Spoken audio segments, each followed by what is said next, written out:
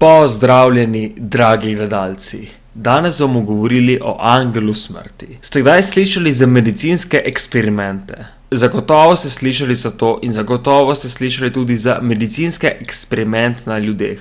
No, te eksperimenti so na srečo prepovedani, vendar okoli 80 let nazaj je obstajal človek, ki mu je bilo ime Josef Mengele. Sedaj pa je bolj poznan kot človeški mesar oziroma angel smrti. Josef Mengele je bil nacistični zdravnik in vojni zločinec, ki je postal zelo glasen zaradi svojega vodenja eksperimentov na zapornikih v koncentracijskem taborišču Auschwitz med drugo svetovno vojno. O njegovem otroštvu je malo podatkov, vendar pa se je zgodnje življenje odvijalo predvsem v Nemčiji, kjer se je rodil 16. marca 1911 v mestu Günzburg. Njegova družina je bila premožna in ugledna. Oče je bil Karl Mengele, ki pa je bil poslovnež, in mati Walburga. Imel je dva brata, Karla mlajšega in Alojsa, ter dve sestri, Heleno in Ireno. Mengele je odraščal v ugodnih razmerah in prejel visokošolsko izobrazbo, ki je vključevala študij medicine na univerzi v Münchnu, študiral pa je tudi antropologijo.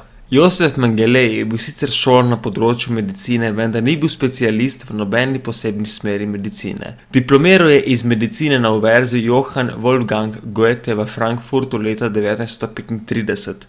Istočasno pa se pridružil nemški nacionalistični delavski stranki, ki jo je vodil Adolf Hitler. Vendar med študijem medicine ni nikoli kazal nobenega posebnega interesa za področje, s katerim je kasneje postal zelo glasno povezan z eksperimentiranjem na zapornikih v nacističnih koncentracijskih taboriščih. Med drugo svetovno vojno je Mengele služil v nacistični vojski in se pozneje pridružil Die Waffen SS. Leta 1943 je bil dodeljen v koncentracijsko taborišče Auschwitz, kjer je postal znan po svojih nečloveških medicinskih eksperimentih na zapornikih, predvsem dvojčkih, otrocih in invalidih. Med eksperimenti je izvajal grozljive posege, kot so amputacije brez anestezije, sterilizacije, preizkušanje kemikalij in virusov, ter drugi neetični in okrutni postopki. Njegova dejanja so jasno kršila etične standarde medicine. Pomembno je poudariti, da so Mengelejeva dejanja v nasprotju z osnovnimi načeli medicine in etičnimi smernicami, ki jim zdravniki sledijo. Mengele ni predstavljal nobene legitimne smeri medicine. Njegova dejanja so zgodovinski primer zlorabe moči,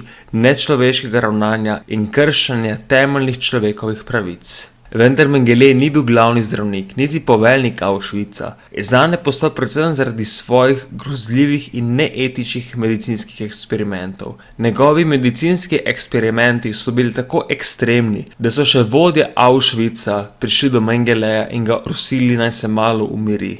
Čeprav ni bil uradno glavni zdravnik taborišča, si je pridobil zelo glasno zaradi svoje vloge pri izvajanju eksperimentov ter izbiranju zapornikov za te poskuse. In kršitve temeljnih etičnih načel medicine so ga postavila v središče pozornosti mednarodne javnosti po koncu vojne. Poleg tega je Mengele tudi utelesil zločinsko naravo nacističnega režima in holokausta, ter postal simbol zlorabe znanosti in medicinskega znanja v službi sistematičnega mučenja in iztrebljanja ljudi.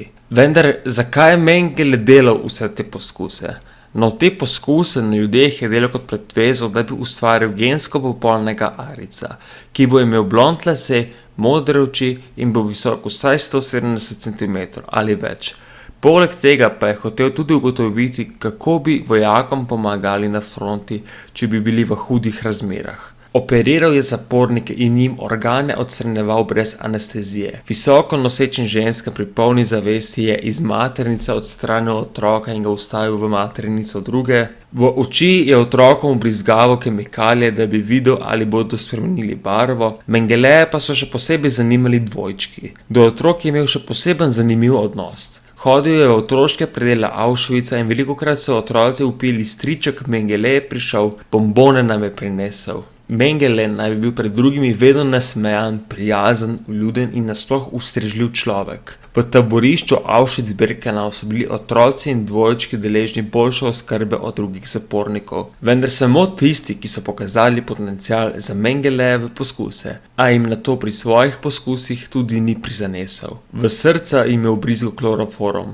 2 romska dečka je sešil skupaj, da bi ustvaril siamska dvojčka, amputiral jim je ude. Če je en dvojček umrl zaradi bolezni, je ubil še drugega in nato primerjal zdravega in mrtvega. Ni znano, koliko dvojčkov je umrlo v Mengelejevi bolnišnici. Poleg teh poskusov je delal tudi poskuse, koliko časa bo človek zdržal v ledeno mrzli vodi, medtem ko bo plaval, koliko časa bo človek zdržal v vroči vodi. Ugotavljal je tudi, kaj se zgodi, če človeku odrežemo del telesa in koliko časa bo trajalo, da bo izkrvavel in koliko ljudi bo potem še funkcionalnih. Mengele je v prostem času velikokrat določal tudi, kdo bo umrl in kdo bo živel. Ko je prišel vlak, je dal ukaz, naj se zaporniki postavijo levo in desno, kakor bo pokazal s prstom. Tisti, ki so šli desno, so šli pod plin in nato v peč. Tisti, ki pa so šli levo, pa so šli na delo. Mengele je Auschwitz-Birkenau zapustil nekaj mesecev pred koncem vojne. In le nekaj dni preden je taborišče osvobodila Rdeča armada.